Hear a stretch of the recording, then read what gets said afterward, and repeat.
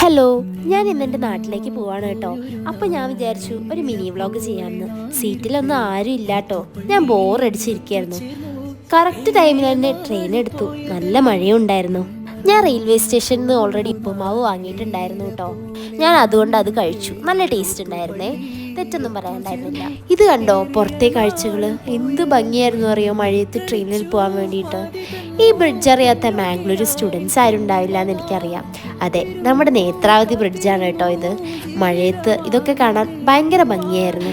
എനിക്ക് മഴയുള്ളപ്പോൾ ട്രെയിനിൽ പോണത് ഭയങ്കര ഇഷ്ടമാണ് കേട്ടോ. അതുകൊണ്ട് തന്നെ വീടെത്തിയത് വരെ ഞാൻ അറിഞ്ഞില്ല. നല്ല രസമുണ്ടായിരുന്നേ. പിന്നെ ഞാൻ കുറേ നേരം പാട്ടൊക്കെ കേട്ടിരുന്നു കേട്ടോ.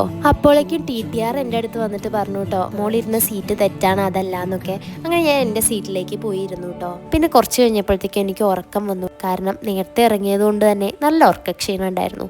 പിന്നെ കണ്ണു തുറന്ന് നോക്കിയപ്പോൾ കുറേ ആൾക്കാരായിരുന്നു. ട്രെയിൻ കണ്ണൂരും കഴിഞ്ഞിട്ടുണ്ടായിരുന്നു.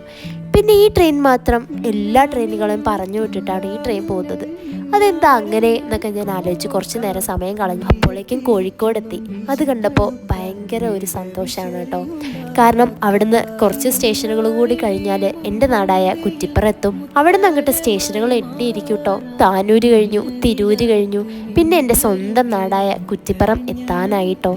കുറ്റിപ്പുറം എത്താനാവുമ്പോഴത്തേക്കും കാണാൻ പറ്റുന്ന മനോഹരമായിട്ടുള്ള കാഴ്ചകളാണ് കേട്ടോ ഈ പാടവും ഗ്രാമീണ ഭംഗിയോടുകൂടിയുള്ള ഓരോ സ്ഥലങ്ങളും. എന്ത് രസമാണെന്നറിയോ, അതും ഈ മഴയുള്ള സമയത്ത് ഇത് കാണാൻ വേണ്ടിയിട്ട്. നനഞ്ഞ പാടങ്ങളും എല്ലാം ഭയങ്കര ഭംഗിയാണ് കേട്ടോ. അങ്ങനെ ഞാൻ എൻ്റെ നാട്ടിലെത്തിയിട്ടോ. ഇവിടെ എന്തൊക്കെയോ പണി നടക്കുകയാണെന്ന് തോന്നുന്നു. അപ്പോൾ ശരി, ഞാൻ എൻ്റെ വീട്ടിലോട്ട് പോട്ടെ. അടുത്ത യാത്രകളും നാട്ടിലത്തെ വിശേഷങ്ങളുമായിട്ട് ഞാൻ ഉടനെ വരുന്നതായിരിക്കും കേട്ടോ. അപ്പോൾ എല്ലാവരും ലൈക്കും ഷെയറും സബ്സ്ക്രൈബും ഒന്ന് ചെയ്യണേ. അപ്പോൾ ശരി കേട്ടോ, ബൈ.